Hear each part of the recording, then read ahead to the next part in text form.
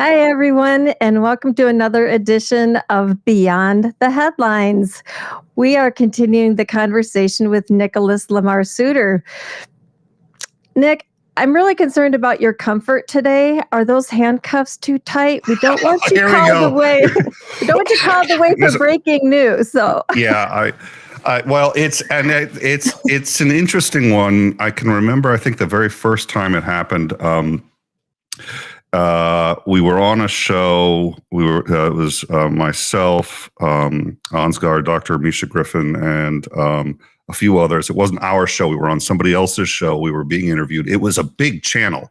Oh, wait. Are we talking about the first time with the handcuffs or first time? Oh, the first time with the handcuffs goes way back. That's like college kind of. I think you and I are talking about two different things. I'm sorry, everybody. Yesterday in chat, I was saying Nick, I was telling Nick I was looking forward to today, but I'm going to have to handcuff him to the chair so he doesn't get called away. I bailed on the last one because it was like, and I mean that was a close call because I was enjoying the interview and it wasn't like it was really huge news, but we've noticed, and it's bizarre, but if you've been around my show long enough, you'll notice this, which is there is a disproportionate, if you take all of the times we've done any breaking news, a disproportionate amount of it has happened under one of two circumstances. One, when I'm on somebody else's show. So it's like, and I'm on somebody else's show and I was just like, Iran just sent 16 rockets into the U.S. green zone in Iraq. I got to go. It's that, or during the credits of an interview. So we'll interview a scientist who actually worked at the NIH or something like that. We're going to go to credits. And then literally during the credits, we have to break into our own credits and be like, Donald Trump has just said he's going to commit war crimes against Iran for firing the rockets into the green. I mean, there's always, I don't know why. God knows me personally is just like, you know what? I'm going to fuck with you. The universe, my take on this is that this is what Nick does. He loves breaking news, and the universe just opened that door and smiled on us last weekend. His big comeback, and the door opened, so he got to do some breaking news.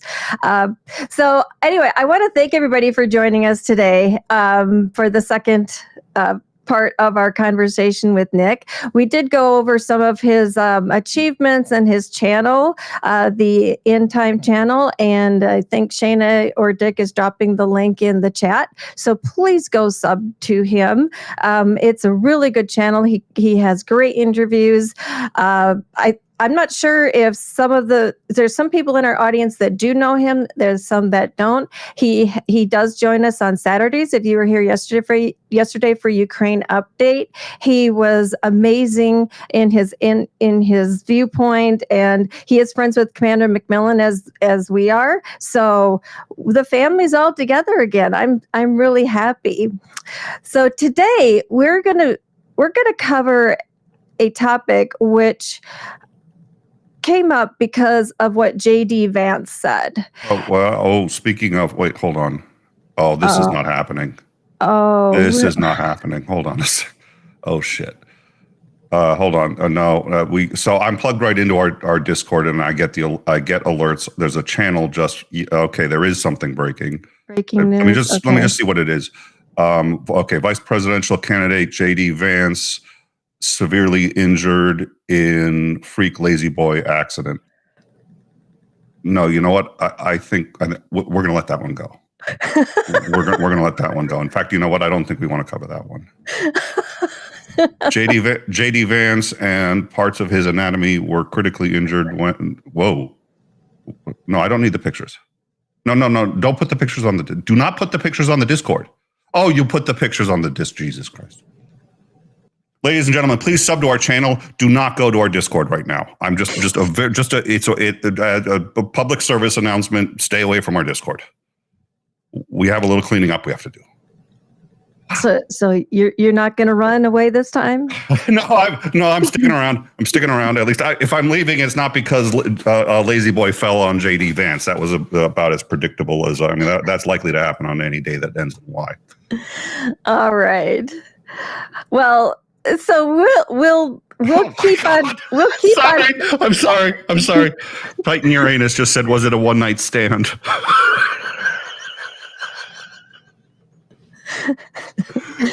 We're gonna keep on top of that breaking news just in case. Just in case. Just in case. So, well, it's the perfect topic anyway, because it started with JD Vance, and we do have possible breaking news with the Lazy Boy incident.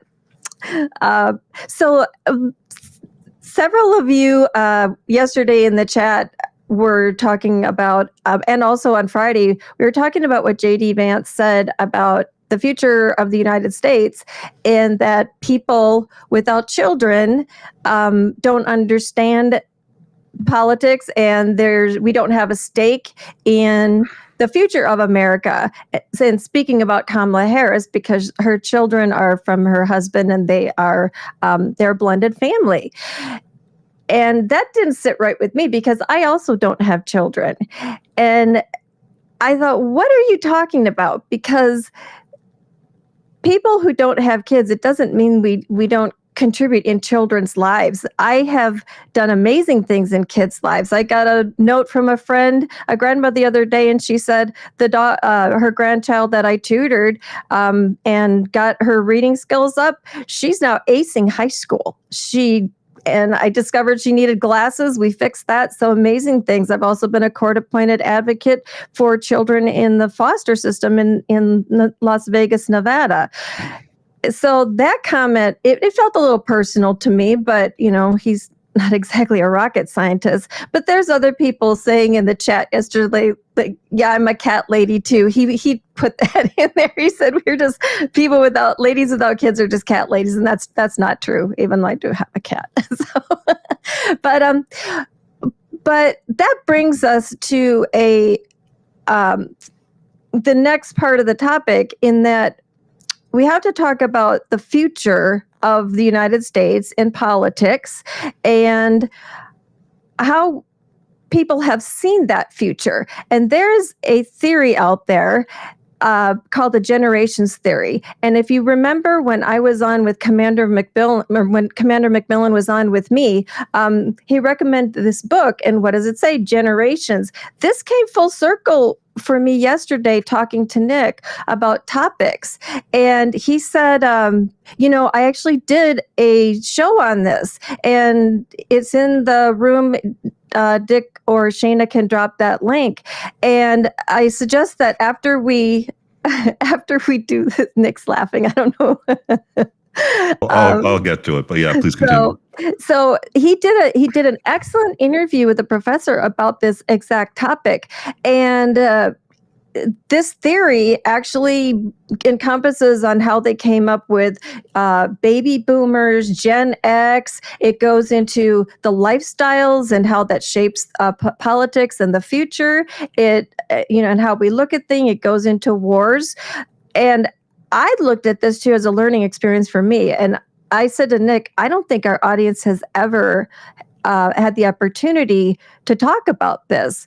And I think it's an important part of politics, because young people and all generations are really important in the future of the United States and the world.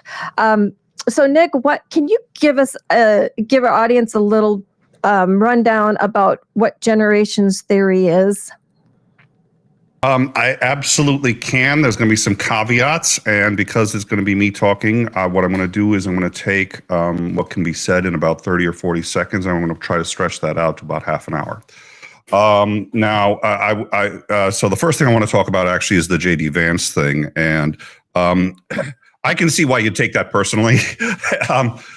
For me, it's an interesting phrase because it's patently idiotic. We've had some of the greatest heroes of this country didn't have children. People who've made some of the greatest changes across the planet didn't have children. It's obviously just pandering. So the only use in a phrase like that is to listen to it for who is he pandering to and why, and are they actually believing it? And the answer is yes, he's pandering to to right-wing mothers who are like, absolutely, damn straight. I raised my kids, and if we weren't raising our kids, the whole country would fall apart. You know what? You're right. If everybody stopped having kids, the country would fall apart.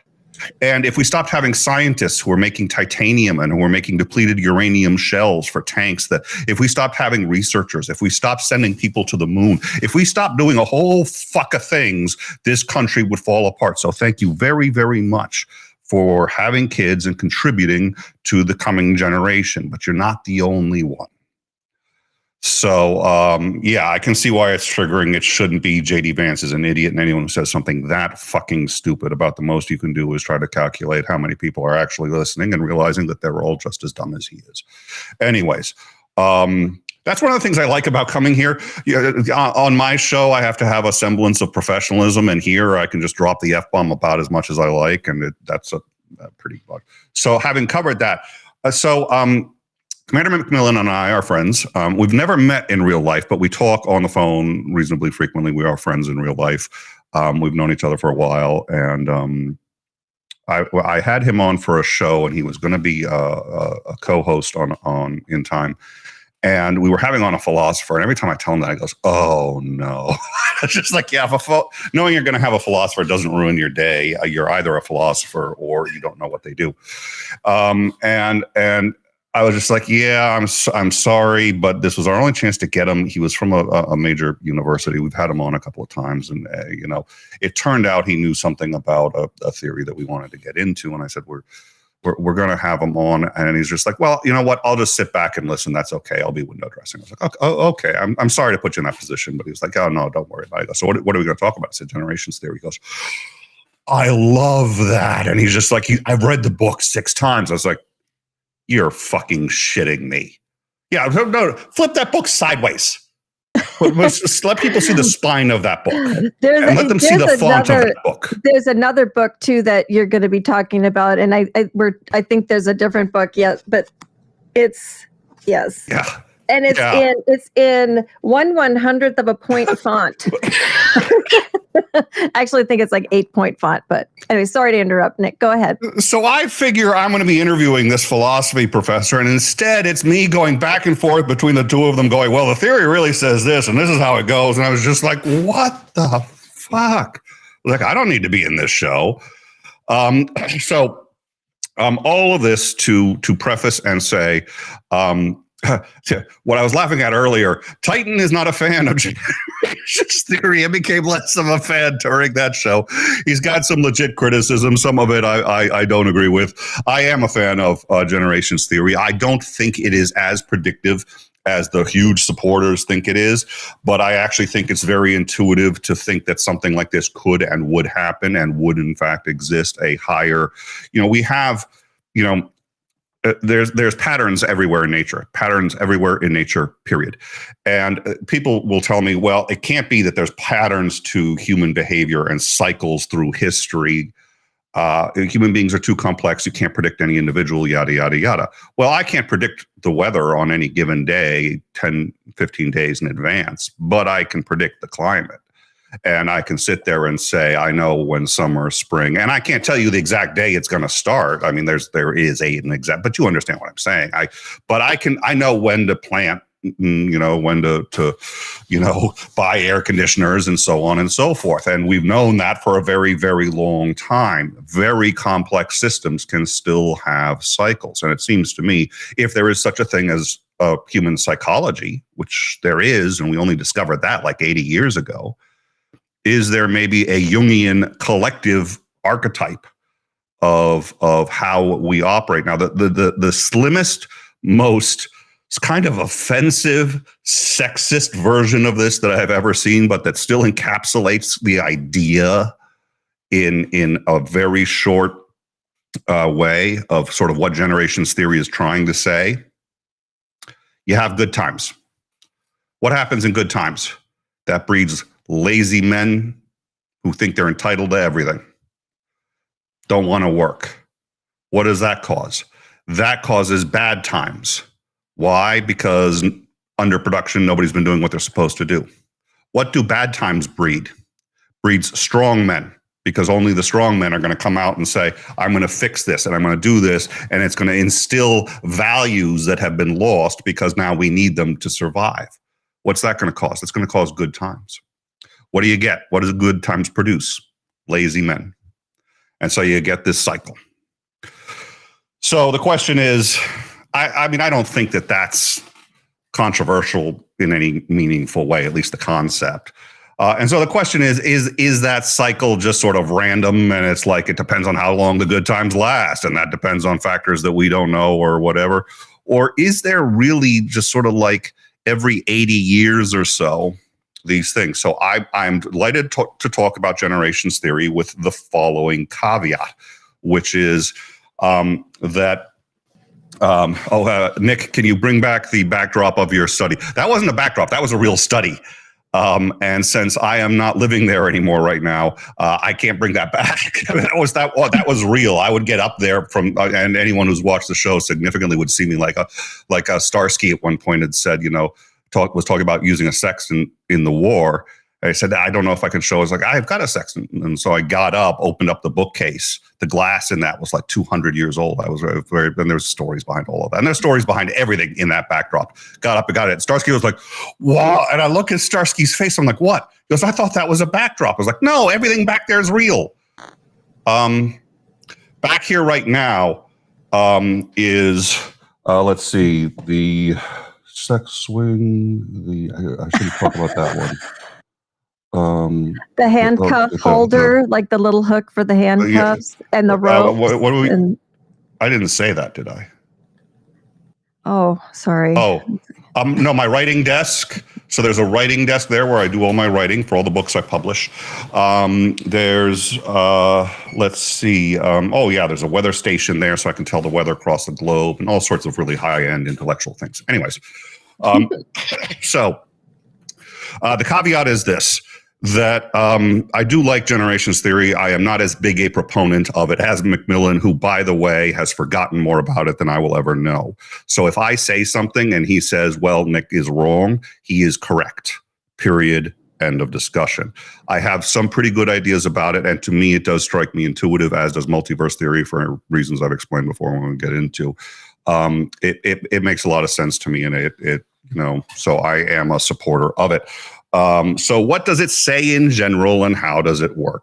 Real simple. It says that basically it defines a generation actually as roughly 80 years. Now there's about 2 to 4 years leeway in each direction.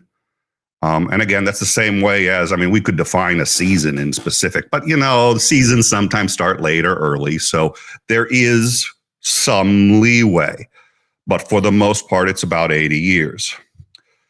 And in fact, there are only 4 generations, 4 types of generations. And every generation falls into one of those 4 types. And each type precedes the type before it. So it's actually, you can predict. And this book came out. Do you remember when the book came out? Do you have that was the one thing I wanted to check beforehand. But it predicted the generations book? Yeah. When did that? Well, and it's when it first came out, not that particular printing, but it came out a while ago, and it predicted to a T what millennials would be like. Now, there are all sorts of problems with this, which is if you're looking to predict a theory, you can probably predict the theory. So, how much scientific rigor has been done here. I think there's loads of areas to sit here and question, but it's worth considering.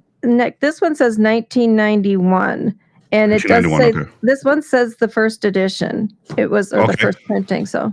Okay, so they made predictions about, they said the next generation is going to be like this, the generation after that's going to be like this, the next generation like that's going to be like this, so on and so forth. Now, to make things easier, they name each generation, and the term boomers came from this book. The term Generation X, Generation Millennials came from the authors of this book who are naming each generation. So you've actually already heard elements of this theory in one way or another this whole time. So one of their scarier predictions, they say there's 4 of them, and they call each one a turn. So the first generation is the first turn, second generation is the second turn, so on and so forth. In every instance, according to this theory, in the 4th turn, you will get a major upheaval of some kind.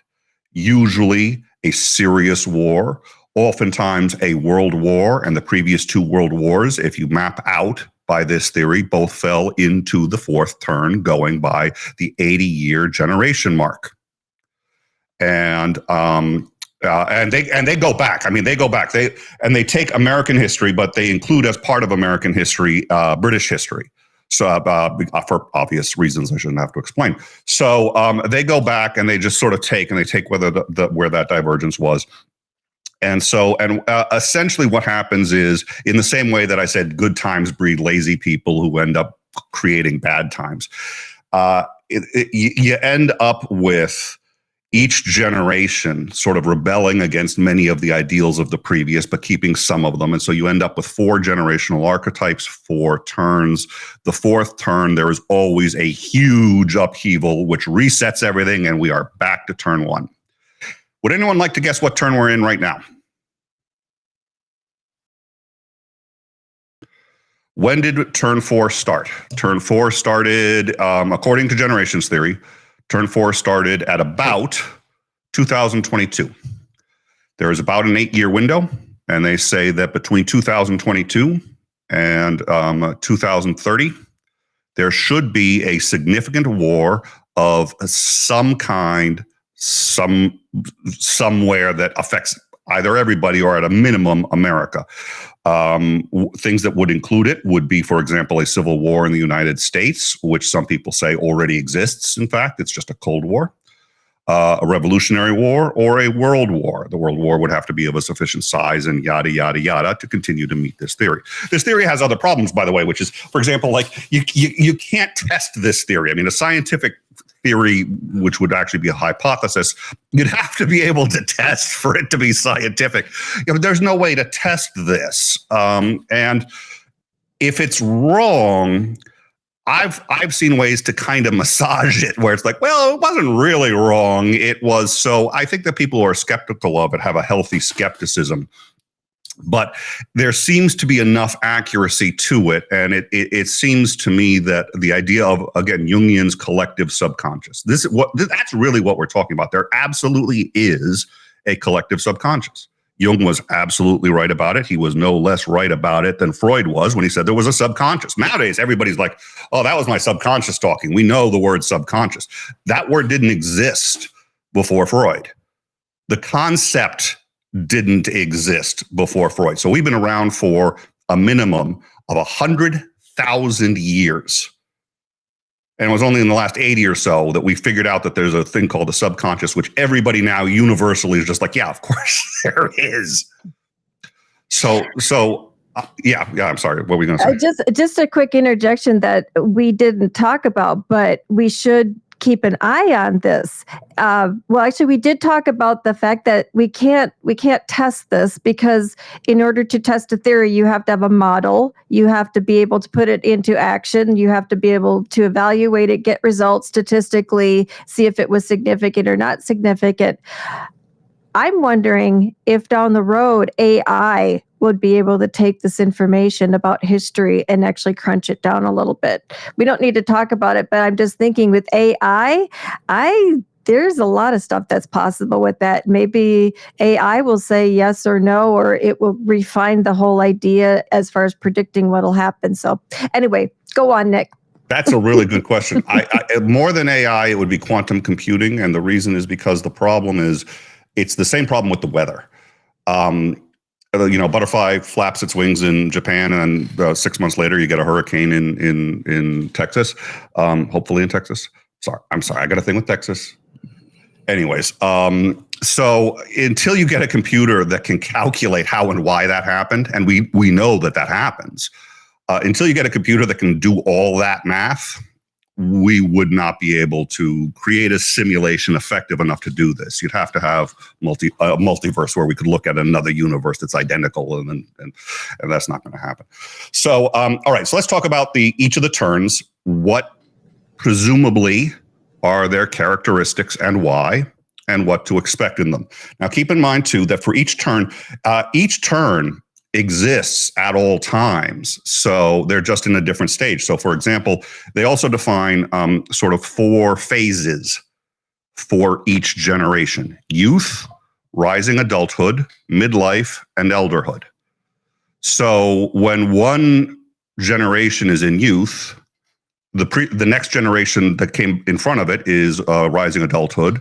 The generation that gave birth to that one is in midlife, and the generation that gave birth to that one is in elderhood. So at any given time, all four generations are obviously existing and having an influence in the way they are. And by the way, everybody knows what a boomer is. I mean, people sit there and say, oh, he's such a boomer. So at a minimum, we can agree that there is a boomer generation and that it has certain characteristics. Now the question is, if you go back 4 generations, would there be similar characteristics? And then if you go back another 4 generations, would there be similar characteristics? Because the idea would be that the boomer is a very specific turn that happens every 4 generations. So that's the argument. And again, I've seen Titan posting, and I haven't had a chance to read it because I've been looking at data, but my suspicion is that it's, and I think I lost my train of thought. It's going to be criticisms of, you know, you're going to see what you want to see. And unfortunately for the strong proponents of this, he's got a legit point. That's one of the reasons I'm not a huge buy-in to this, but I am a positive. I don't, Lance digs, I dig this. Lance full out on it, as does the philosopher that we had on. So, which is why, by the way, the knowledge that I have, I mean, I have to read some of this as we go because I'm just not an expert, but it does strike me as intuitive. And Titan, I actually didn't care until I realized Titan didn't like it. And I said, this is a theory I can get behind. Well, it is the reason just so our audience knows, the reason I liked it is because when I went through and looked at this, it defined those generations and the characteristics of them, and it nailed it. And because we're shaped by the times that we went through, and understanding that is important, because if this does repeat, it's going to be really important at looking at at these 4 sections, and then the ages within them, and then what the world is going to look like. And it affects everything. It affects, the politics. It affects the decisions we make in our personal lives. It affects everything. So, if people haven't had a background in this, like I haven't, it's enlightening to me. It actually does helps me understand, looking through a different paradigm, looking at through a different, set of glasses at what this all means. So, anyway, go ahead, Nick. So let me, what I'd like to do is start to try to identify what these are and what the characteristics are claimed to be. And again, here's a legit criticism, which is every one of these characteristics actually exists in every generation and exists in every person to varying degrees. The question is it a sufficient enough degree that you can actually claim that it's an outlier, that you've actually created that this generation has so many more of the artistic types or the silent types or whatever the type is that we're talking about, that it really is a thing. Now, they claim to have crunched the math and said, yes, I haven't verified it, but it certainly, again, looks it to me, and I'm going to get hell for this later. All right, and I had a list of the generations earlier, and I may have actually just found it. Okay. So the 4 turns are characterized as follows. The first is rebirth. Now that may sound, wouldn't it be birth? Well, again, this is a cycle. So the first is rebirth. The second is awakening. And that is usually, and what they would say is, that's when, for us, I think the awakening generation was sort of it was 2 previous, but awakening is when you see the most social growth, the most people talking about inequities and talking about how to make life fairer and easier and better for everybody. Unraveling. The unraveling turn is usually you see complacency, gluttony, self-entitlement, that generation is sort of not willing to sort of give its own, and this leads to a crisis generation, which often is in part inspired by the differences between the younger awakening. And actually, yeah, I think, did I reverse that? I may have. Like I said, it's been a while. By sort of younger, more idealistic generations, and the older, more entrenched, entitled generations. And when those collide, you get the crisis generation, which is where you get the war. So that would be the fourth turn. So we have just entered the fourth turn. And well, it's not that we've actually just entered the fourth turn, because again, it's 80 years. So we are at the top arc of the fourth turn, meaning that this is when a war of some kind that would affect people on a global scale would occur. Now, I will say this. The theory would have said, if you had talked to people about this theory 10, 15 years ago, that have said, yeah, talk of civil war in the United States will be highest at this point. Guess what? Right now, talk of a civil war is higher than it's ever been since the last civil war, which, by the way, occurred on the correct timeline. It was the fourth turn of generations theory. We are I think at the first time, this is the first time we've been back to the fourth turn since the last time, which was the last civil war. So the previous time that we were at the fourth turn before that was the Revolutionary War. So, I mean, you take a look at all of this and you say to yourself, okay, this could really be a thing, or it could be Scientology. So again, I do get the criticisms, because you're like, oh, it almost does look too good to be true. So it's something that before I think anyone should really commit to as a thing, more research needs to be done. But again, I do lean towards it, and it makes sense to me. Why wouldn't human psychology go in cycles? Everything else in nature does. I think too, it's a good, it's one of those things you put in your toolbox to understand things. It's a just like anything else, it's a tool. And we carry around this box in life of tools of what we use to interpret how we see the world and make decisions and all that. And I see this as a tool, a guideline. Well, and especially since there are so many terms that are used that people don't even realize. I mean, when you say millennial, you are referring to this theory. The millennial didn't just pop out of nowhere. That was an actual declaration made. They're like, okay, we're going to name this this particular generation millennials.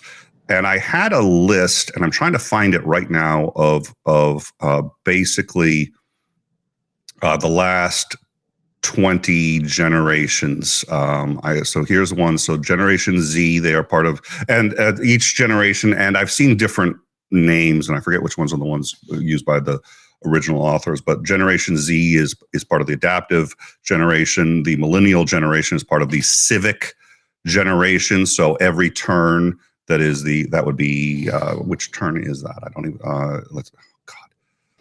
this is where it starts to get complicated. But then you get Generation X, the boomer generation, the silent generation, and they have named generations all the way back to actually prior to the Renaissance. So the Renaissance was, at least according to them and according to this theory, and if you look at and there's diagrams and charts out the wazoo for this, the Renaissance is part of the awakening turn, and I forget which turn is the awakening. Is it the second? I think it's the second turn. Anyways, yeah, you were saying? Oh, I was just going to say, I do have the list of the different generations, and the one we're in now is Generation Alpha. But go ahead, just talk about whatever generation. Well, that's the generation that's being born, mm-hmm. And Generation Alpha is going to be the first turn, but that's when they come into power. Right now, they're the ones that have just been born, so we're still in the fourth turn. They will be the owners of the first turn. That's why they've been named Generation Alpha, is because when we go from turn 4 to turn 1, they will be the next generation. So they're being born right now. Did we So- talk? Did we Yeah. talk about which generation right now is the most influential? Or are you going to get to that? I've had that discussion with Lance, and I'm trying to sort of remember that discussion and a few others I've had. Essentially, right now, the boomer generation has ended. It's like 5-10 years ago, it was on its last legs. The way Lance sort of measures it is by who gets elected, and he's like, once you elect your last boomer, that's it. The boomer generation is done. They will never have a position of power again. And Now it's Biden. Well, and I honestly forget. I forget if Biden was Biden a boomer, or was he must have been. I don't know. Once again, this is we're getting into where you'd really need to talk to Lance about this. But I think he was, because it goes from 1946 to 1964, so he'd be in that span. Yeah, so that would make him a boomer. Oh, That's right. In fact, he and I had this argument. I remember now. They predicted that Trump would. What was it? Which prediction did they make? They predicted a president based on, I think they predicted that Trump would win because of he was of the right age. He was of the next generation past the boomers. He was the first of that generation, where Obama would have ended up being, Jesus, I'm sorry. It was a long time ago. They made a presidential prediction, and I don't even remember if it came true. I do think that they would have, I know that they predicted Biden would not win. And the reason Biden would not win was because, yeah, that's right. I'm remembering now. They said Biden would not win. Wow. It's amazing how memory works. They predicted Biden would not win. And they said the reason he would not win is because the boomer generation had passed sufficient influency that he could win. And of course, he won. So, and that's another thing. It's sort of like, because there's enough gray areas here, it's sort of like, I mean, I remember when they said that, I was just like, oh my God, we can't have a Trump second term. We can't have a Trump. And I was just like, okay, chill. I like this theory, but this theory has a lot of gray areas to work with, just because they're sure and they want it to be that bulletproof accurate that they can predict Trump is going to get a second term. I was like, no, that's that. These are generalizations that have a tendency to be true. Here's a great example. I pick an American, just right, hand to God, come down, pick an American right up off the streets. Tell me about this American. You're going to sit there and say, how can I tell you about them? Now, you can tell me probabilities. You could say, well, there's like a 51% probability that they're a woman. Okay, yeah, but are they? You don't know. So, I think this data is useful. I think this data can help you make predictions, but it's not going to be able to predict anything in the same way that I can predict where Mars is going to be.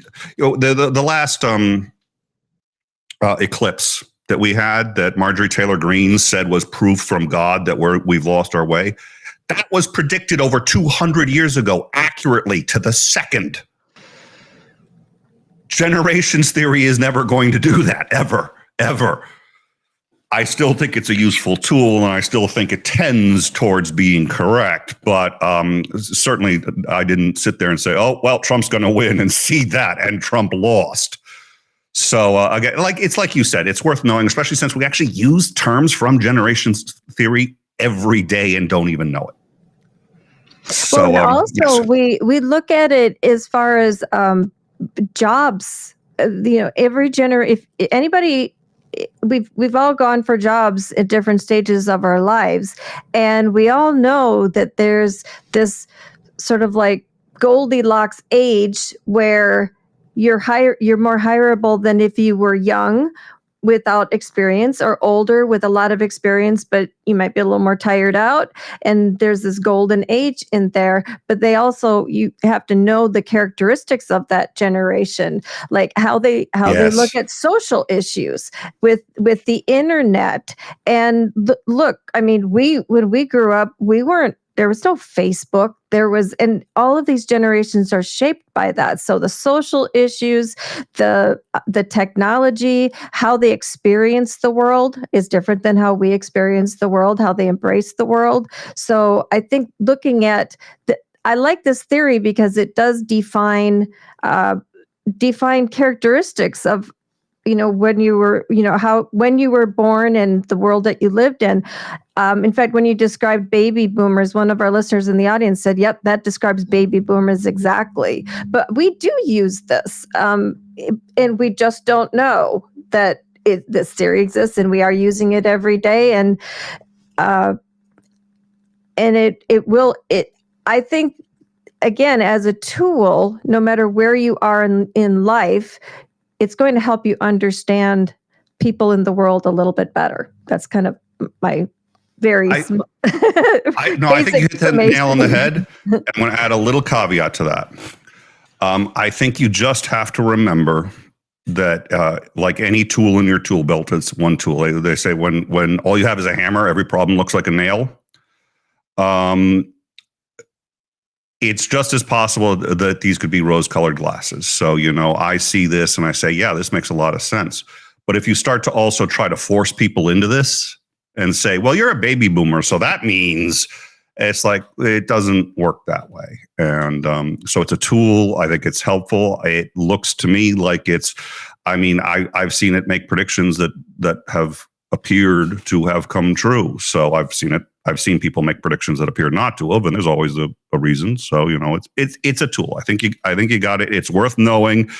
And because it's part of the everyday vocabulary, whether or not you know it.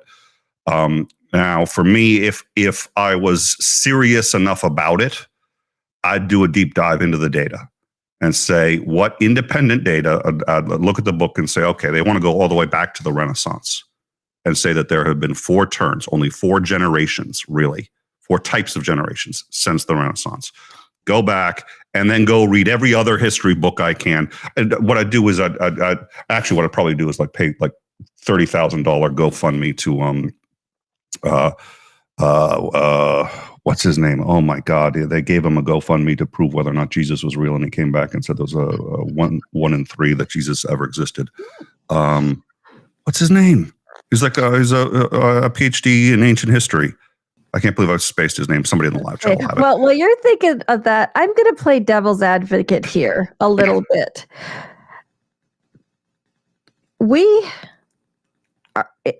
Our human nature, we judge people. And we hear it all the time, especially grandparents. Oh, those kids today.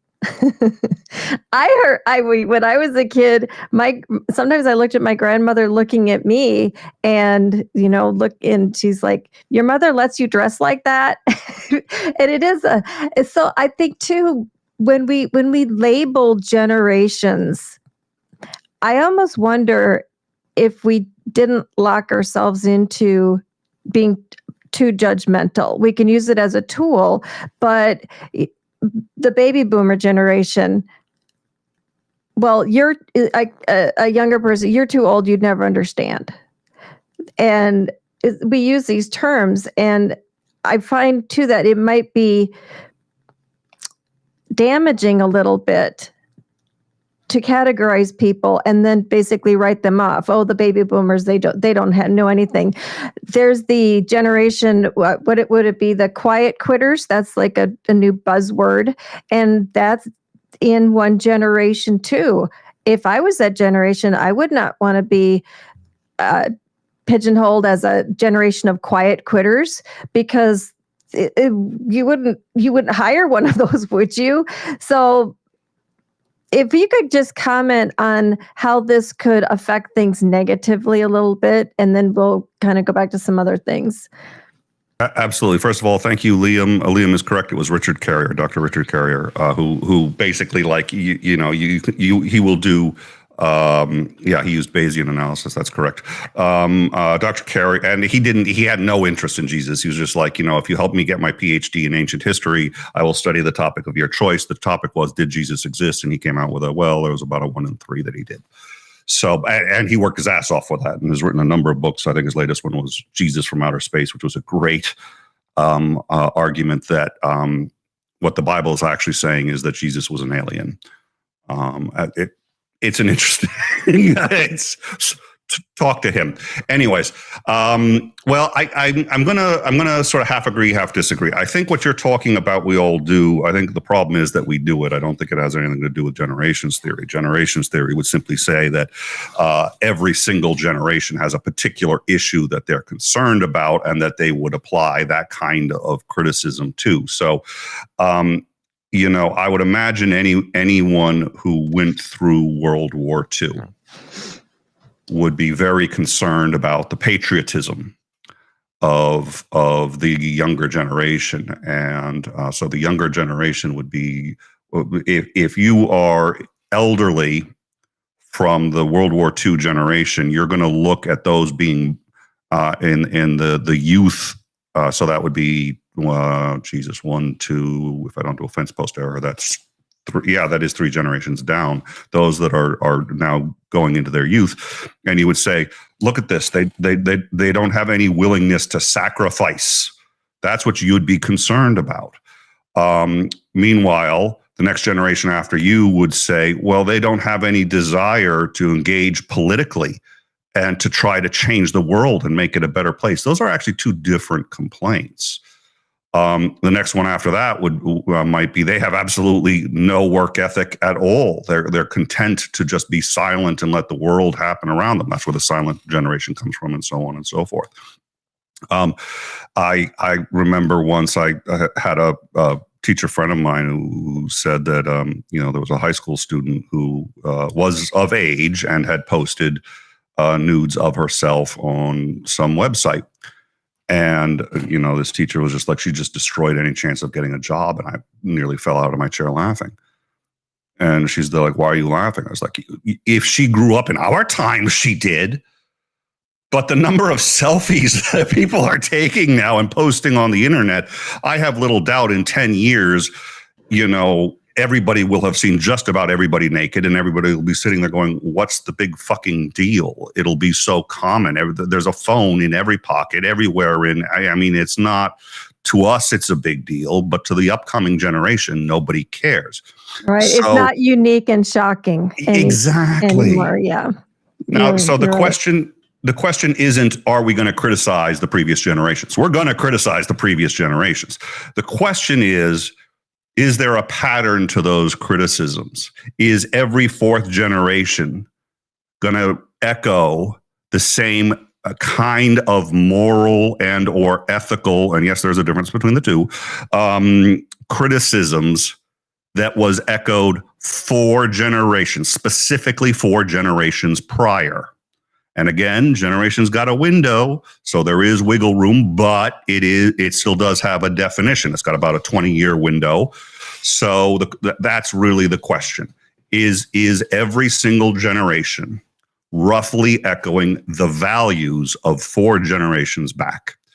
If you think it is, you believe in this theory. If you think it isn't, you don't believe in this theory. And again, then you have to keep in mind when each generation is in power and has the ability to do this. So right now we are talking about the the elderhood of any given turn. Again, 4 turns.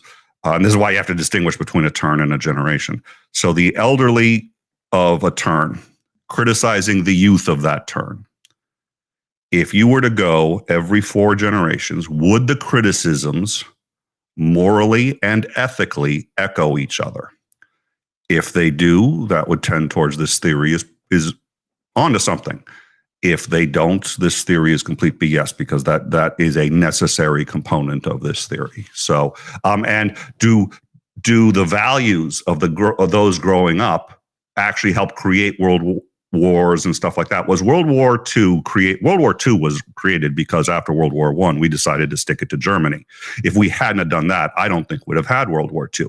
And what generations theory would say is, no, it's not because of the harsh austerity that we imposed on Germany after World War I, because while that did cause World War II, if we hadn't have done that, there'd have been a boom that would have ended up causing World War II in another way. That's mind-blowing. That's interesting. I think that's a great intellectual discussion to think about. But that's one that's going to have to bring some pretty significant evidence to it. At any rate, what the argument is, World War II of some kind would have been inevitable, however it was caused.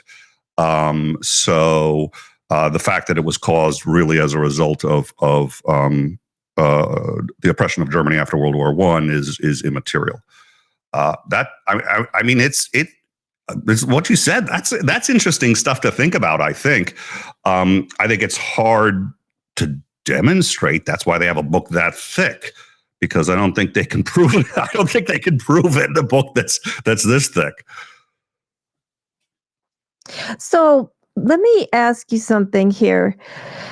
When this book, actually, may I interrupt real quick? Sure. Sorry, because I gave a big pause so that you could talk, and then I just found something I've been looking for. So the names and or categories of each generation: the prophet, the nomad, the hero, the artist. So and they go that way. I don't know which one is which turn. Millennials, GIs, the Elizabethans, the Arthurians. Those were all the hero generation. Artist generations, humanists, the Enlightenment, compromise, progressive, and the silent generation was of the artist. The prophet generations, that would be the Reformation, the Puritans, the Awakening generation, the missionary generation, and the boomers. The nomad generation, this would be the reprisals, the cavalier, the liberty, gilded, lost, and the 13th generation X. So those are the names of the only four generations, or the types of generations. Those are the archetypes of the generations and the names of the generations that follow into them in order. I've been looking for that for ever. So at least you got, sorry, I found it. I was like, I'm going to say it now. That's okay. So one of the things I watched the video that was when you interviewed the philosopher. And one of the things that why are you asking me questions? You probably know more about this than I do. I don't remember. That was 2 years ago. Because there's one thing when I listened to it, there were things that didn't come to pass. And there were things that just is like, oh, well, that didn't happen. That didn't happen. Because he talked about some, and I don't honestly, I just remember the thought going through my head going, oh, well, that never happened. But when we find that, when we watch these, when we're all in wheelchairs and we're watching our YouTube shows, we're probably going to be sitting there going, oh, no, I can't believe we said that. But one of the things that he said, and I was going to go back and rewind it, was, that this generation or all these generations, we can predict wars. And when you said we're in this phase where civil war is now being talked about. And do I think it's going to happen? Honestly, I don't. But the fact that there's been so much unrest. But one of the things that in my head is all the wars we've had. Now, this is my interpretation. It can be wrong. Disagree with me. That's fine. You look at, World War I. All the wars through history, but defined by people carrying weapons, people killing people on different lands. Whether you do it for lands or political reasons or religion, it's a war, and it's been fought in this relatively conventional manner. People, weapons, killing. I'm wondering now, because this is the Ukraine war is defined by drones now, and technology is moving so fast that we can't really define. Some people are saying, "Oh, we're not in World War III." This has been, sorry to go on a tangent, but this has been a big argument because people say, "Oh, well, we're not all fighting on the ground with weapons," but there is a World War III going on cyber attacks. Yep. The United States infrastructure is completely infected with time bombs that can go off at any time.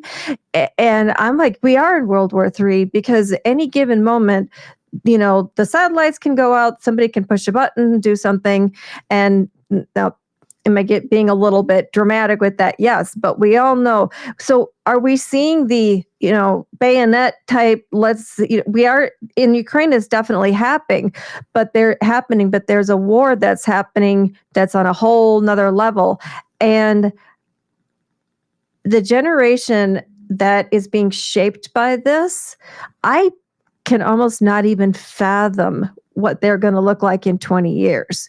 Are they going to say, nope, this has been so horrible, we don't want to repeat it? Or, well, we know what it works to take over some other country now, let's just go ahead and do it because it's easy.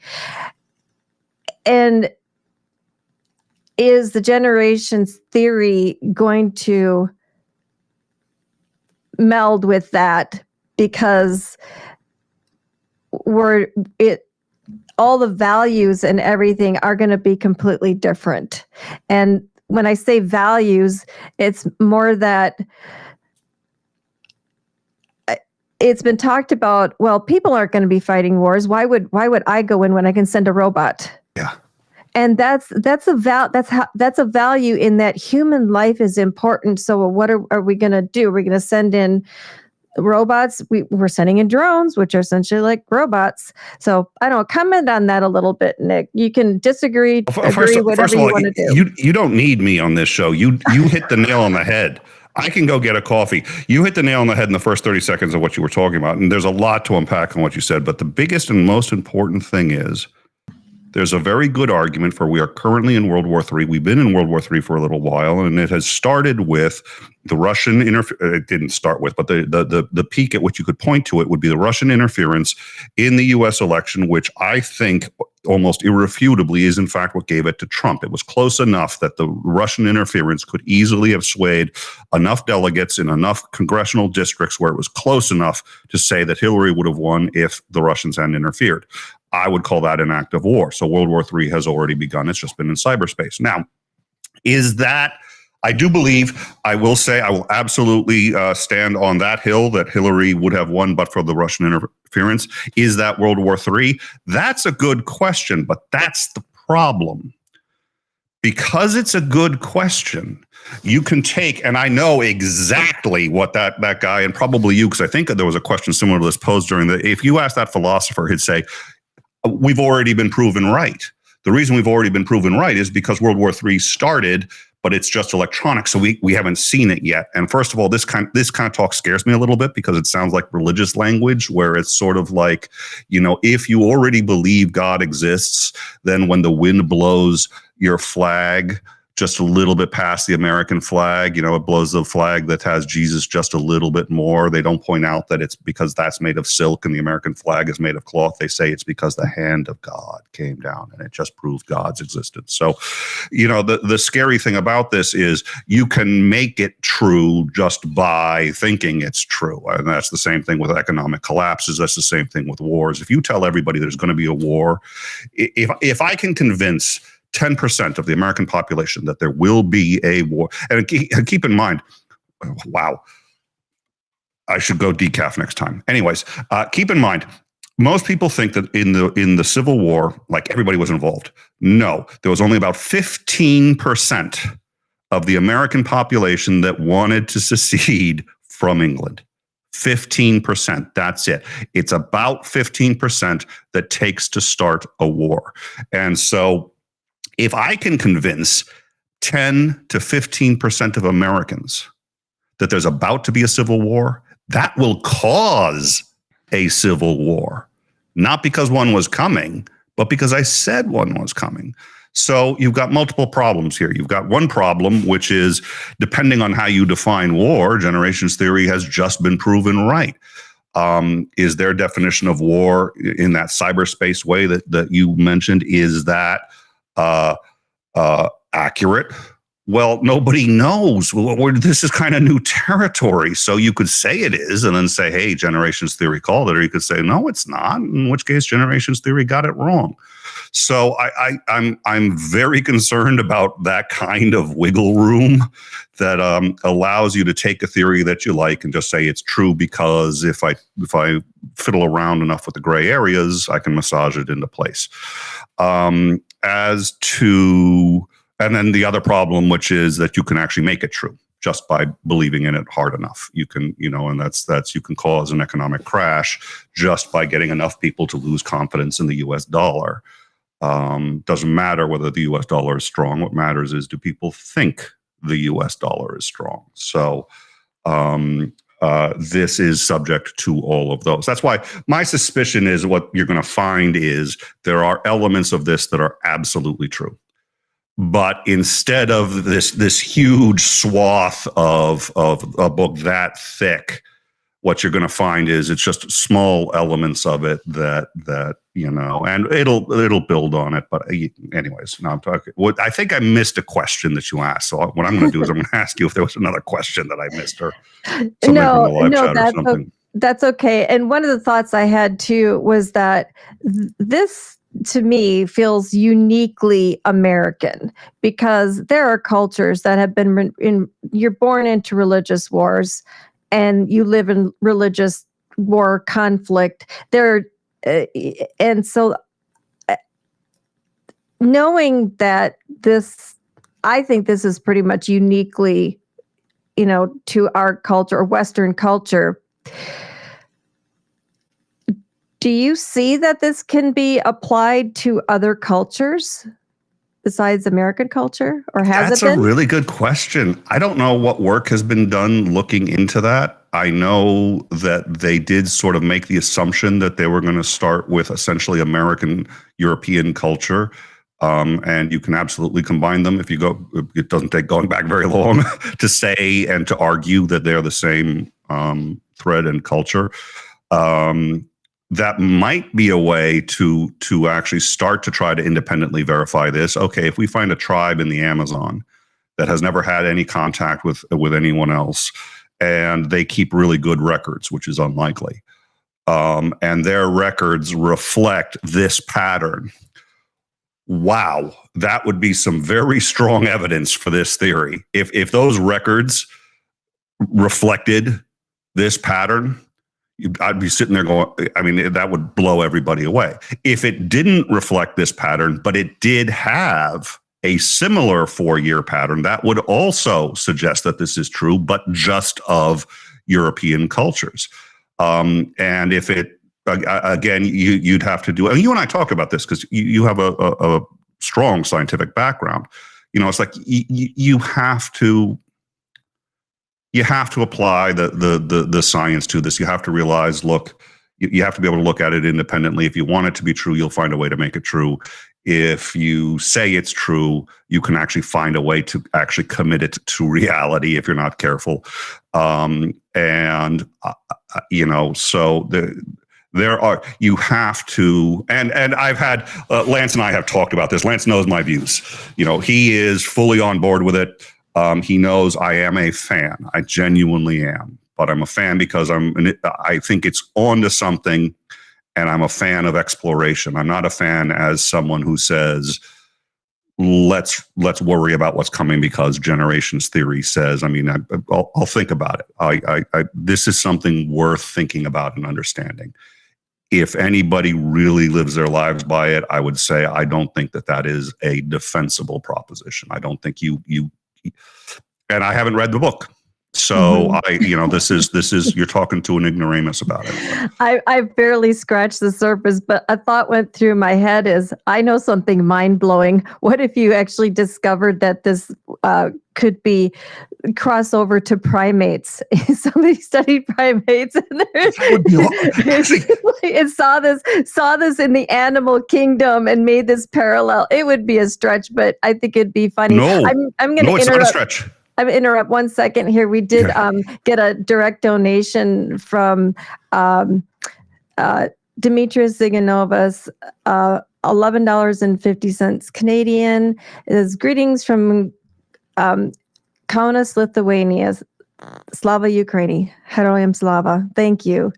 And Cypher says, he became a Shell apprentice. And Ohms says, go Navy. Thank you.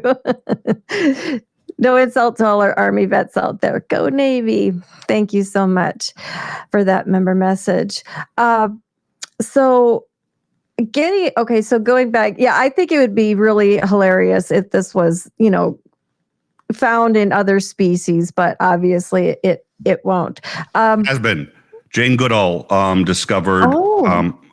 Jane Goodall did discover that you could find in primates actual generational changes, but she did not study them long enough, obviously, to suggest. She never suggested, thought about, or implied that there would be 4 specific ones that repeat or anything like that. But she started the beginning work to suggest that in other primates, and you would expect to find this in other primates. So at a minimum, we know that there are primates that go through generations. The only thing that this theory really says that's shocking that we didn't suggest before this is that there's only 4 generations. That's what this theory says. That's the difference between the current thinking of most people, that every generation is completely unique and whatever. And this one's nope. There's only 4. That's it. That's the difference. Well, I think too, she also discover that in primates, they did coordinated attacks and they were a warlike tendency, and they had premeditation and some way of organizing themselves, everyone, and I think that's the big thing with any animal. Everybody's always saying, obviously animals have memory. We can see that in behavior, how they learn, but premeditation for things that seem uniquely human, we have seen in primates too, where they go and attack other groups of primates and take away territory or food or whatever and lay traps to try to isolate individuals from the entire group and then kill the individual. That's stunning. So they'll take 4 apes will attempt to isolate one individual from a group, try to trick it away from the group, and then kill it while it's alone. That's scary. That's human-like. Yeah, that's terrifying. Very human-like. So, because you're so good at politics, let's talk a little bit about how you think that, let's just pick one generation. Let's pick the age of the youth right now. And I'm going to just say youth would be 20 to 30. Let's pick that generation.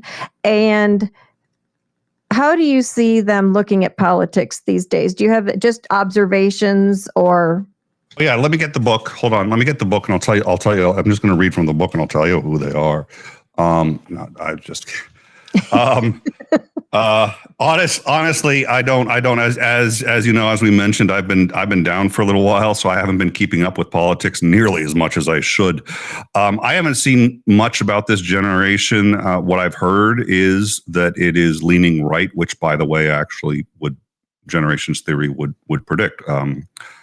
Usually in 3 turns out of 4, the younger generations are always liberal, and because it's so common, we always think that youngs are liberal, and it leads to that expression: if you're not a Democrat, if you're young and not a Democrat, you have no heart. If you're old and not a Republican, you have no brain. So this idea that we become more conservative but the idea is that the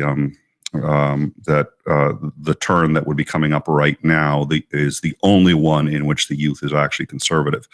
At any rate, my understanding is that is in fact true, that there are more younger people voting conservative than any time in modern history. I'm not sure that's correct. I've heard that from a couple of sources that I can't quote, but I remember they were reliable. So this is all very vague and speculative. Unfortunately, the youth, I mean, we're going to cover, In Time is going to cover the election. So I will be getting into it. I'll be honest.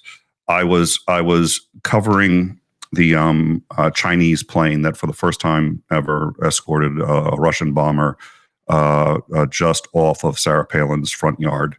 And, oh, come on. That was fucking funny. Okay, never mind. I'm leaving the show. Oh, the handcuffs. I forgot. No, the Sarah Palin thing, it is funny because she's like, I could see Russia from my front door. House. Well, you're reading the live chat, so it's terribly unfair of me to expect you to multitask. But I only do interviews where it's unfair in my favor. I try to avoid a fair fight whenever possible.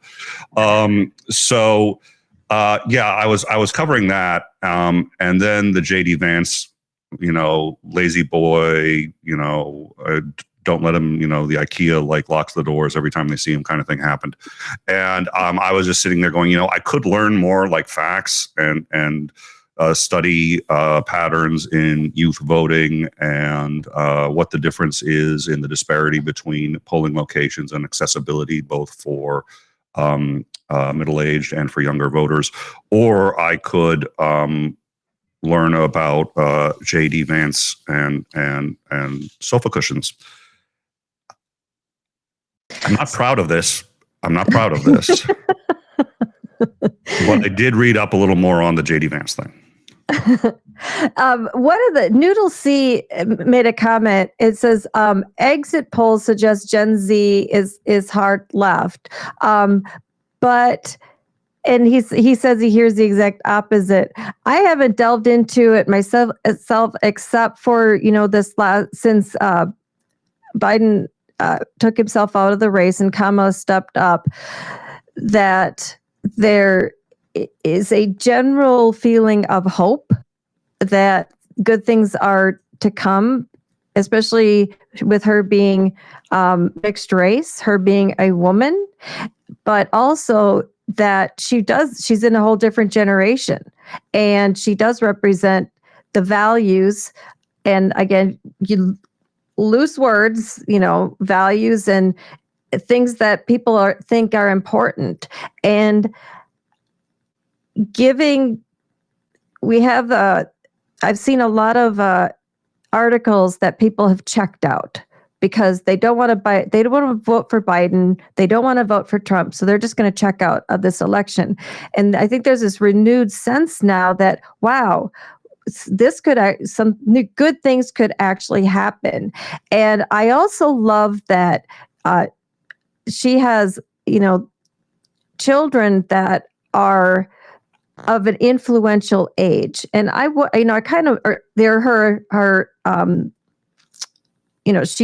they're her husband's kids, but I've read an article, they talked about their beautiful blended family, that they all get along, and that the kids call her, instead of not Kamala, they call her Mamala. I think that's really cute. I'm a woman. I think it's a great thing when kids come up with a very unique name for a step parent. That just kind of shows you that the relationship is good. But I have hope that the age of those kids can somehow make a comment about, well, they already did. They said, she's Mamala. She's been influential in our life. She's wonderful. And I do hope that they step up and maybe have a voice to get the younger groups engaged in this again, because we've had so much strife with the anti-war movements at the universities, and there's just so much anger, and we need to change this, we need to change that. So I don't know. Comment. You brought up something I hadn't even considered. She's actually a generation below Trump. So going back a step to generations theory, if she wins, which I think is definitely more probable than not, I certainly hope she does. If she wins, I find it hard to see how that would not be a pretty big blow to generations theory, because it would just have skipped an essential element of turn 4 and jumped to turn 1. But again, I'm not an expert, but that I just realized that and that would be great, because we'd be avoiding the worst part of turn 4. But at any rate, I because she is a younger candidate, of course she's going to appeal more to younger voters. I think, in general, the youth do have a tendency to have two things that are at odds. One is idealism, and a sense that as long as you've got a good heart and as long as you're doing your best, good things will always come to you, and you can always do the right thing and get the right thing done, and justice will always prevail. And that motivates them very strongly for the left. I think they also like sort of less nuanced and very simple soundbite kind of solutions that can be rammed down other people's throats, and that draws them somewhat to the right. And so far, from what I've seen, the left has a tendency to win in that direction. And I'm curious if the right is ever going to be successful in sort of changing that. They certainly haven't been, that I've seen, and I hope they're not. The question is, can you get enough of them to come out and vote? And what I like about Kamala Harris is what I've seen of her is this immense level of confidence. And I think it's actually difficult to be confident around Trump, because he's built an entire life. He's got this skill set of lowering other people to the effect that he wiped out the Republican Party, including some very confident people who had been tortured, been to war, been to, and he just went right through them. And Hillary Clinton, who's very competent, she wasn't intimidated by him, but that interview, she wasn't able to address what he was doing in their debate when he was kind of creepily stalking her. And it's like, I can see Kamala just calling him out on that right then, right there, and just saying, hey, buddy, back the fuck off. And maybe in that language. And that's something that I think is very endearing, especially to the youth. So I think my hope is that we see a higher than ever youth turnout, and that it's driven by a number of factors, minority, female, and that she's just genuinely. And when she talks about, she doesn't fall into any of his traps. She doesn't talk too much. She just, Trump said he was going to pull out of the debate. She's like, well, last I heard, he agreed to it, but I'll be there. She didn't call him a coward. She didn't do it. She's just like, well, fine, I'll be there. See you there, buddy. If you're not there, that's your, and I'm just like, that's the way to deal with Trump. She's the first person who's just like, just take it head on. Don't go into any of the bullshit. And so, and Trump did get under Hillary's skin. I haven't seen him get under Harris's. To be fair, he's only been going after her for a couple of weeks, but I think there's a lot of pitfalls, just the nature of how he attacks women. He attacks them just because they're women. He attacks their looks. That to me just kills me. It's like, don't vote for her because she's not beautiful. It's like, really? You just said that?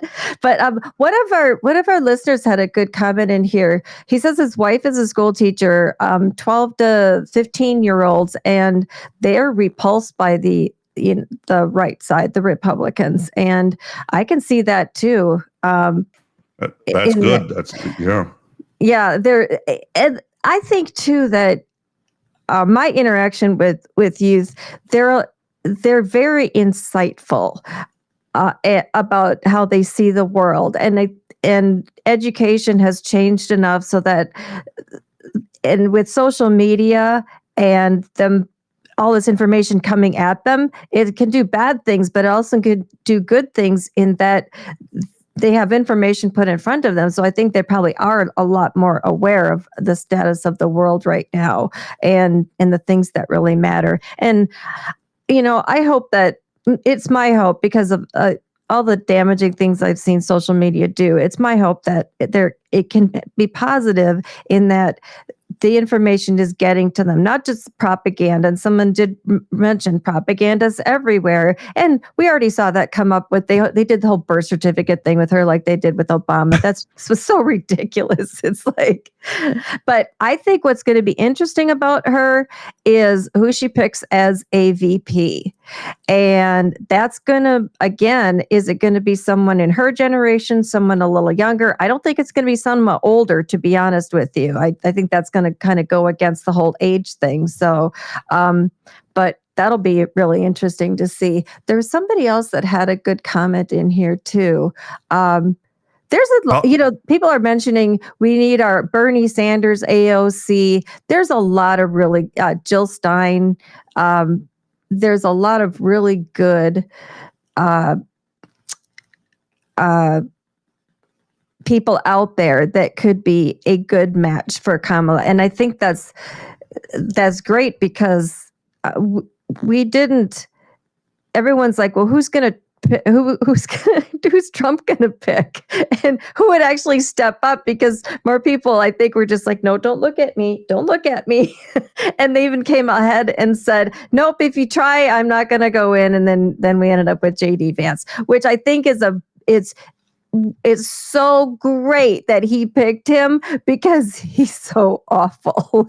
Oh, the best troll would be for Kamala Harris to just come out and say that, on her short list is, Kelly and yada, yada, yada, and the Lazy Boy 300, just put that on her top VP list. I want to make 2 points. I did my first old fart thing a while back, not that long ago. Titan. I'm getting him before a while back, and I was talking to my daughter, and she was just going right through Google and social media, and I was like, "You have to slow down because you're gonna get hit with misinformation." And she goes onto a site and starts reading, and I was like, "All of this is BS." And she goes, "Oh, I know. This is BS. This is BS. This is wrong. This is wrong. This is wrong." I was like, "Why are you there?" She's like, "Oh, because a friend of mine had said this, and I just wanted to see just how BS it was." I was just like, well, you scrolled all past this. And she goes, no, this said this said that. And I realized she had processed all the fake news faster than I did. But I didn't grow up with Google. So I'm sitting there going, holy smoke. I've been sitting here going, how can these children possibly defend themselves against all of these horrible things that are on the internet? And then I realized they've grown up with the internet. They're like, Daddy, how is it you can't? So it turns out that, yeah, they're much more savvy than I would have anticipated. And really, if you were going to have a find fake news contest between myself and my daughter, she'd kick my ass. And the reason was she was basically born with an iPhone in her hand. And, I remember when email came out and I was already well out of high school. So, what was that? So that was you were talking about the kids and having sort of confidence and faith in them. And I think you're absolutely right. And I didn't realize, I thought I was like being really progressive and all this other stuff. And I was far more worried than I needed to be about my own children being able to, and how much their peers helped in that, their peers, because they talk to their peers. And, if you treat your children with dignity and respect, and if you try to teach them to get to the truth, they'll find friends who do the same thing, and they'll get into the right groups, and then they'll see the people who are doing the opposite, So it's just you really are watching that generation grow up. So, it was a shocking, scary, sad. It was actually a little bit, I'm going to be honest, it was a sad feeling to realize that my daughter was better at this than I was. And the reason it was sad was because it was just one less way in which she needed me. It sounds weird, or maybe, what is it? It was just sort of like, I love being there for her. And it was just one more thing. It's a testament to your good parenting. I always tell parents too that when your children are, and this is not what you're talking about, but as far as you being a good parent, you're rarely going to see that to the full extent. It's only when your kids are with other people.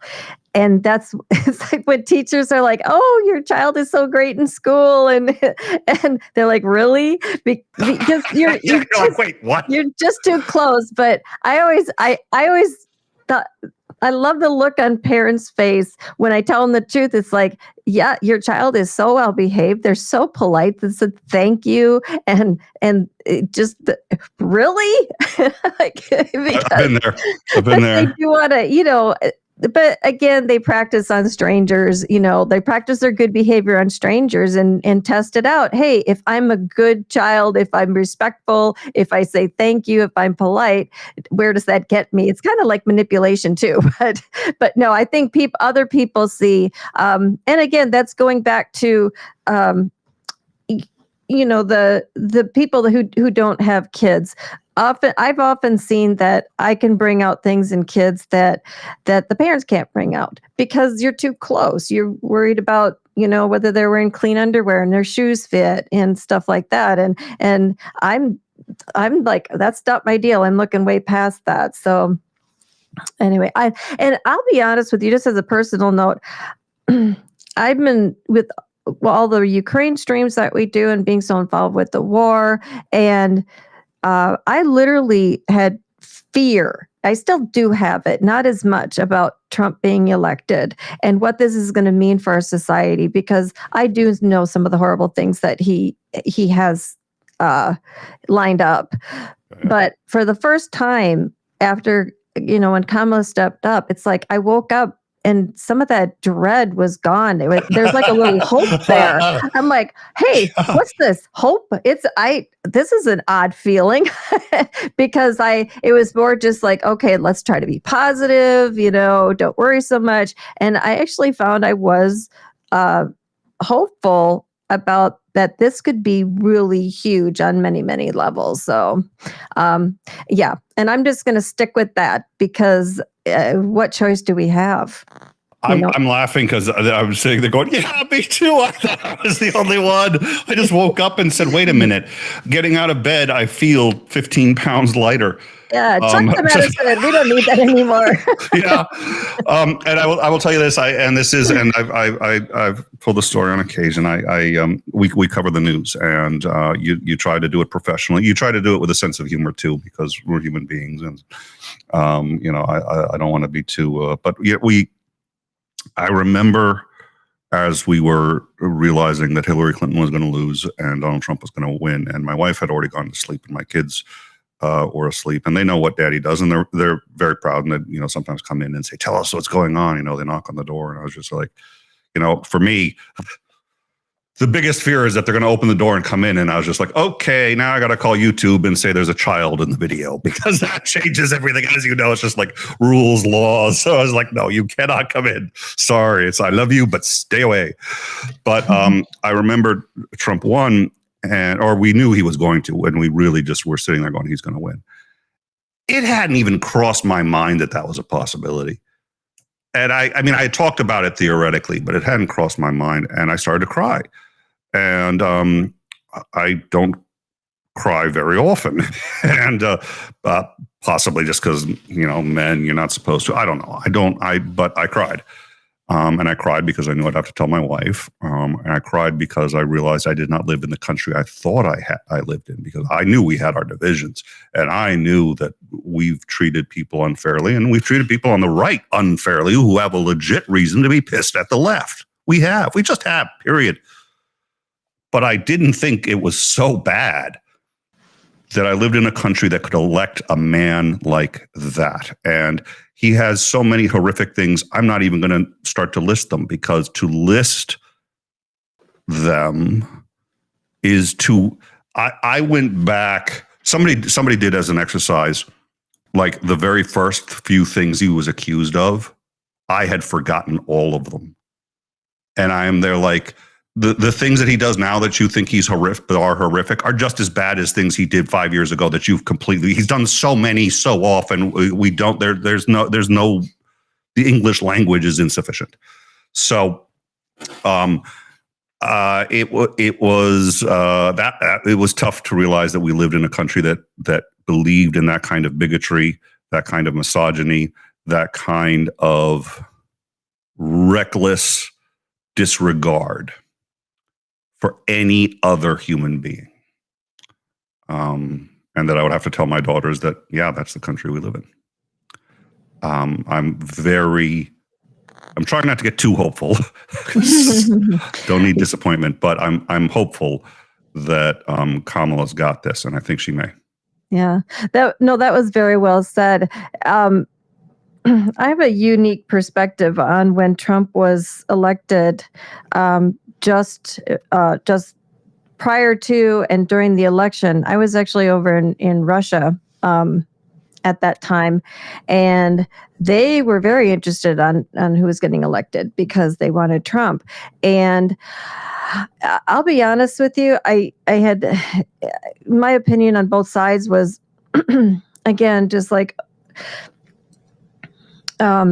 because there was so much information going out there about the Clintons and then about Trump and then all the things that Trump had said about women.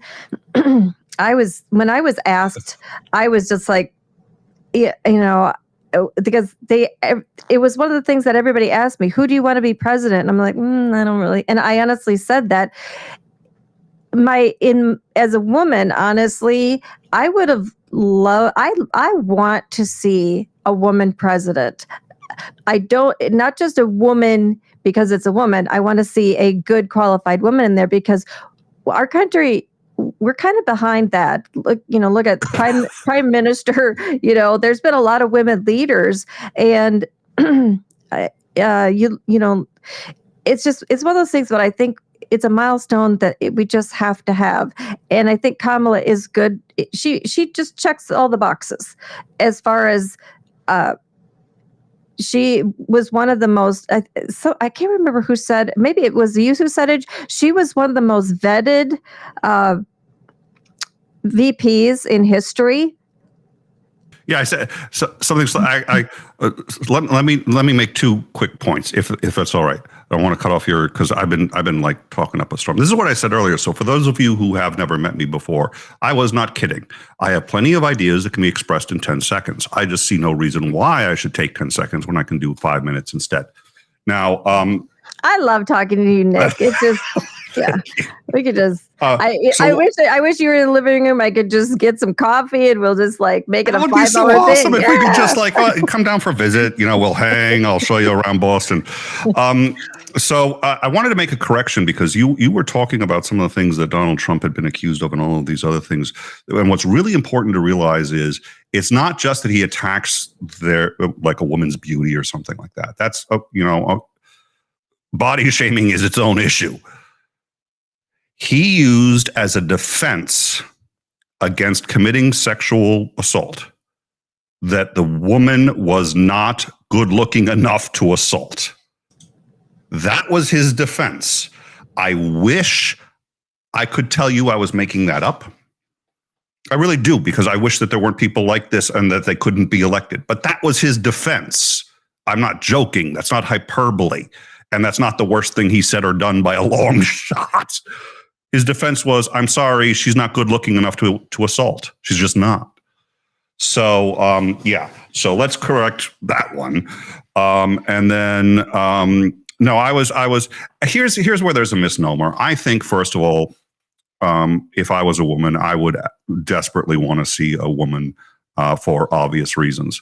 As a guy, I want to see a woman because I genuinely intellectually understand and believe in diversity, but it's not going to have the same visceral,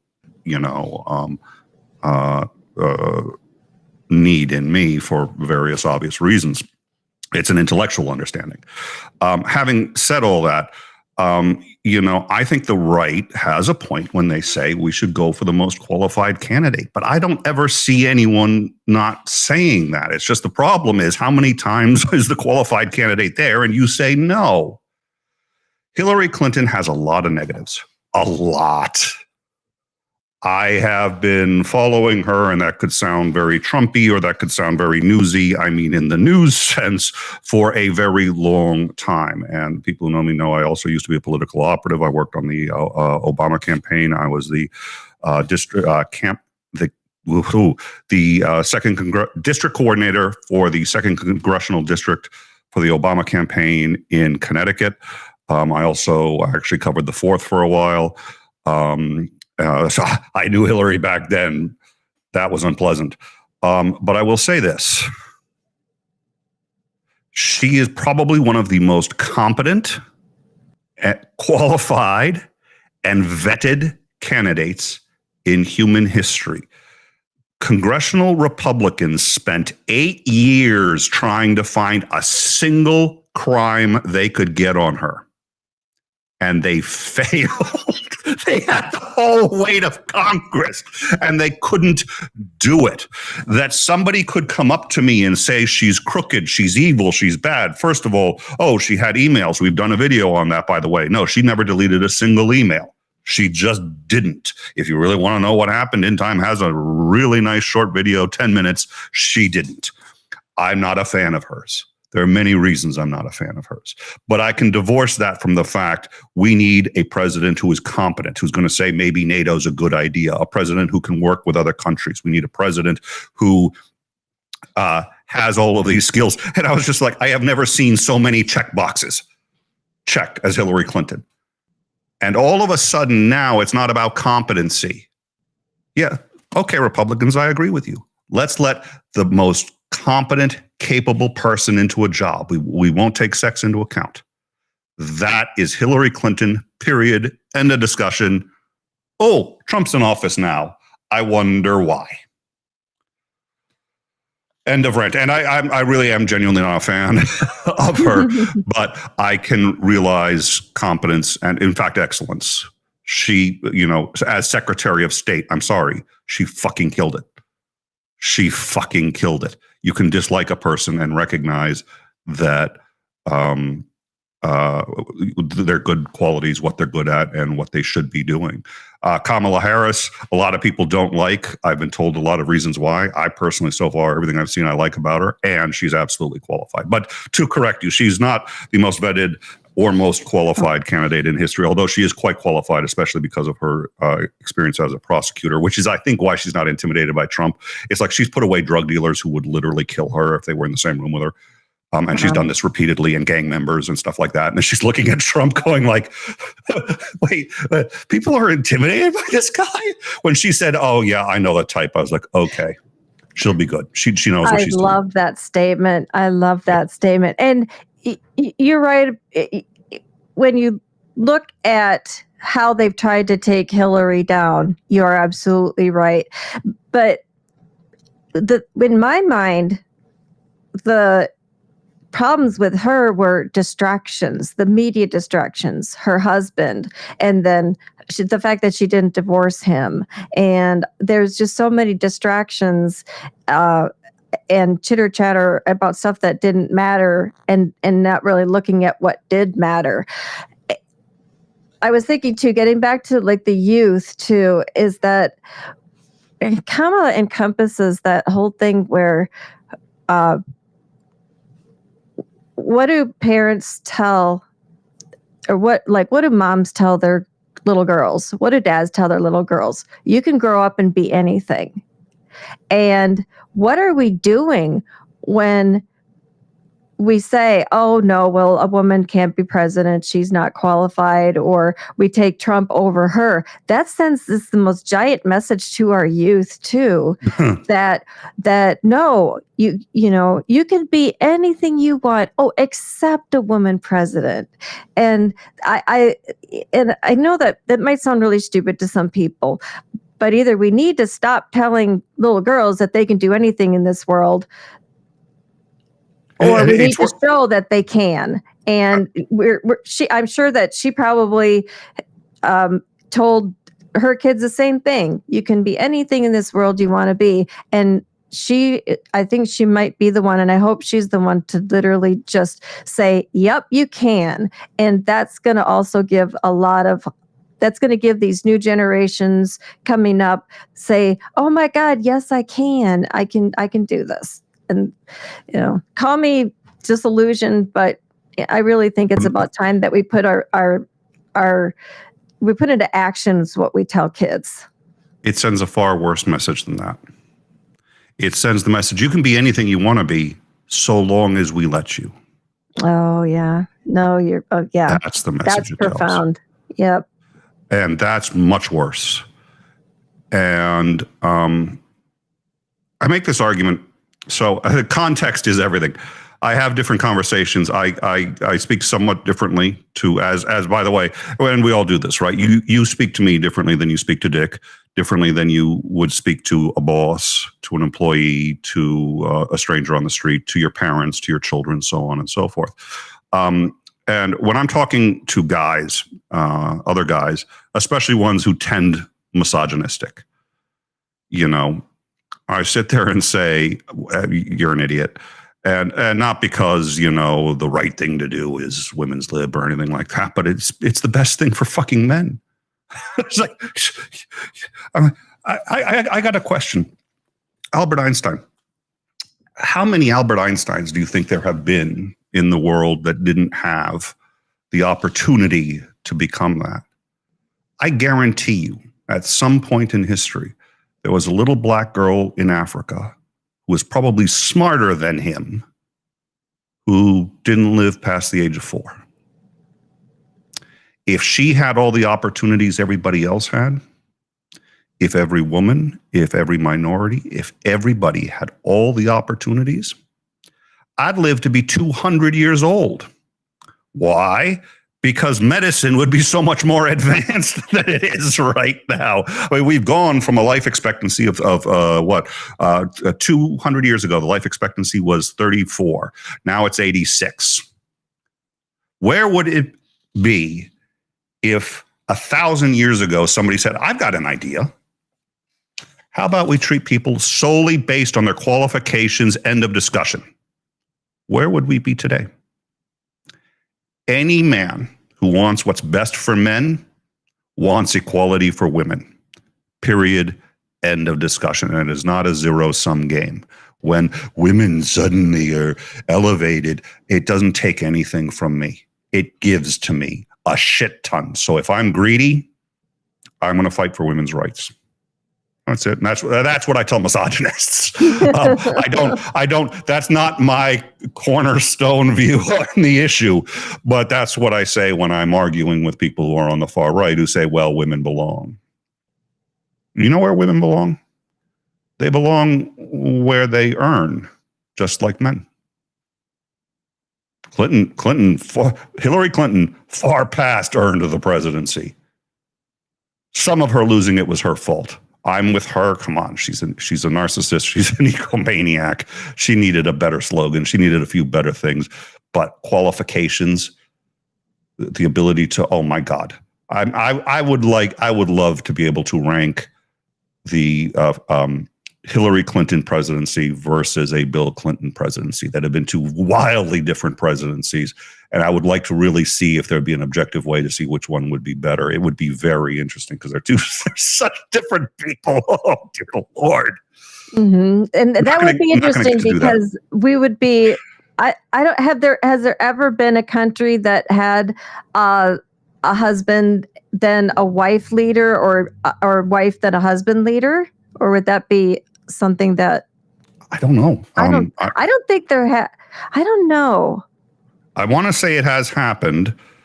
What did it happen in the Philippines? Was there something? Yeah. First of all, we would have to make an argument. First of all, that I know it's happened, but that's not quite the question you're asking. The question is, has it happened outside of a dynasty or dictatorship? Is what you're asking, where there were free elections. I mean, Kim Jong-un, when he dies, his sister's going to take over. If he were married to a woman who was capable of, so I mean, obviously that doesn't count. So the question is there a place where I think, I mean, I don't want to put words in your mouth, but I think that's what you mean. Somebody just wrote in India, but I'm not aware of that. And then Maya said that Titan's asking questions that need to be answered. Where are we? Yeah, I did see one question from Titan. I can't read it. My glasses aren't on, and I don't know where they are. So, okay. So let's see. We got to start wrapping up time here, but let me see if there's questions we can pull in here.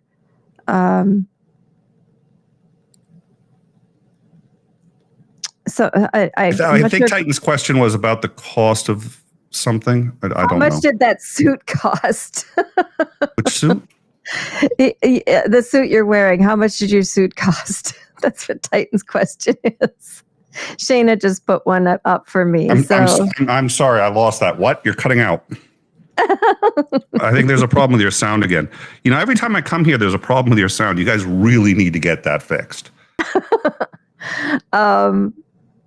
Let's see. Wizard of Ooze, actually, I think we can answer this pretty quickly. Russia and the state of forever war. So if it says, does it freeze the pattern? I think in generational theory. So and we kind of touched on this, that there are generations that are they're born into war and then never don't see war. But I think again, we maybe cleared that up because generations theory is more uniquely Western, and it's hard to apply to Russia because it's a whole different thing. So, but excellent questions. I appreciate that. So I'm gonna let's do like kind of wrap up statements. I'm gonna do a big plug for Nick because sorry, I have to. Oh, that's awful. Oh, that's awful. That's so kind of you. I appreciate it. Thank you. You know, Nick has been, such a wonderful addition to our channel when he was streaming because of his perspective and because he has this friendship with Commander McMillan, who is also our friend. And it does bring when we have all these different perspectives and you're not afraid to say you're wrong or let me correct you, because you just have a wonderful way of doing that. And if you go to End Time Channel and you listen to their streams, Nick it's not just doing it here, he does it with other people, and he's got a Sandring person, he's got some very good panelists on there, and it's just a wonderful debate to look at all different sides. And it's really, sometimes intellectual things can be so boring. It's just I'm gonna fall asleep.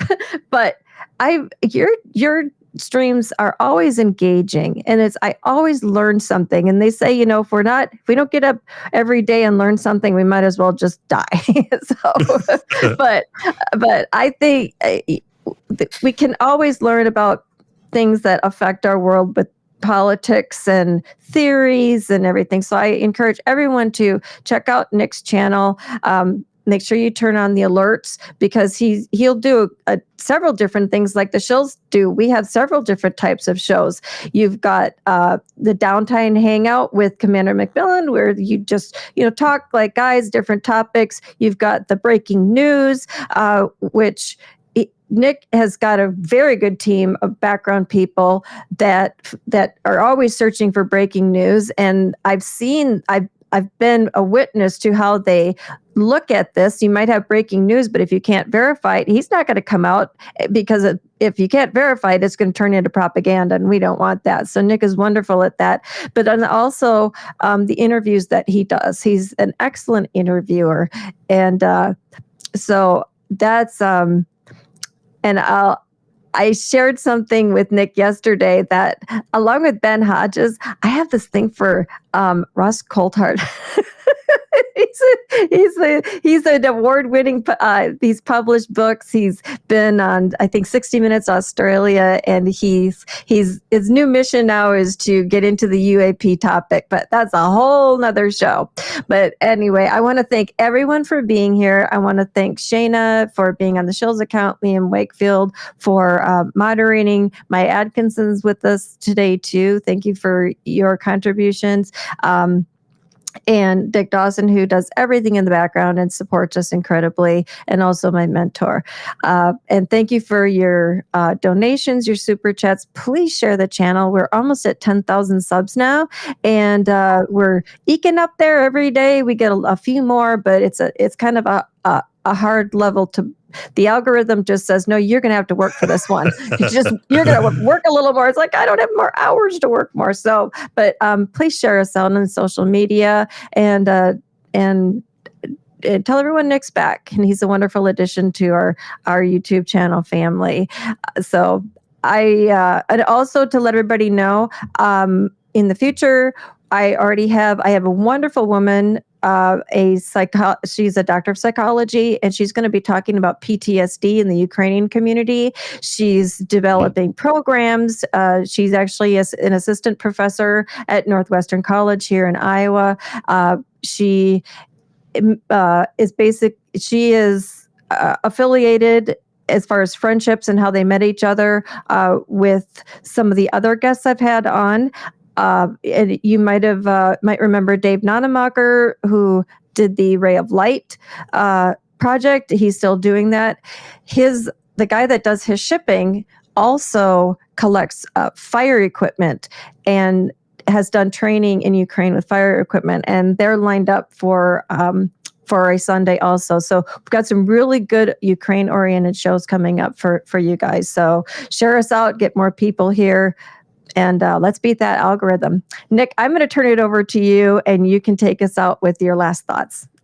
Oh, well, thank you so much. We're very proud of what we do at In Time. And I think I said last time, too, is it's not called the Nick Soutter podcast. And the reason is because it takes a lot of work from a lot of people. I'm the one you see, but there's so many people who help. Everything that you just talked about is exactly what we do, and holy smoke, does it take a lot of people to do it. But I also want to say we've been out for a while, and we're back, and you guys were the first ones that I told about us coming back, and the first thing you said is, well, when are you coming on our channel? I was just like, no, it's me. Remember, you actually want someone who's going to be on the soapbox for 30 minutes? Like, yeah, get over here. So you guys have been a delight as always. Even Dick, don't tell him. I think he's passed out on the couch, so nobody's going to tell him that even Dick is a delight as always. So thank you all for having me. And I do this for two reasons. I believe in education, which I think everybody here does, and because I genuinely find it enjoying, and that's because you guys make it enjoyable. So it was 2 hours. It just flew by. Thank you guys so much. And the last thing I'm going to say is, she's right. And this is as a content creator, I hate asking for people to like and subscribe. I hate it. I fucking hate it. It's like nails on a chalkboard, because I'm not here to beg for likes and super chats and stuff. That's not what I'm here for. I'm here to try to educate and to do things and to try to make the world a better place. Why the fuck should I have to pass around the hat? But guess what? You do. The algorithm matters, and the reason every single content creator you've ever seen does it is because it matters more than most people can understand unless they are a content creator. So if you enjoyed this show, hit the like and subscribe button. If you didn't enjoy the show, you can actually hit the subscribe button, and it will register that you didn't like the show, and it will just like and subscribe either way, and it just works out somehow. So anyways, that's why they ask. So take a second. If you enjoyed this show, you're not going to see and if you didn't enjoy the show, that's great. I'm sure you're still here because there are other less blowhard people that they have on. Like it, subscribe, and you'll see them. If you don't, eventually channel goes away. It just does, because they need your support. So do that. Thank you so much for having me on. It was a blast, as I knew it would be long before we had the show. Thank you for having me on. And if you could get those keys like express mail or something, because the cuffs are starting to chafe, and I'm not going to sit here that long. And as I always say, everyone share. Let's win those hearts and minds and get more people like us. We'll see you later, everybody. Have a good day, all. Thank you.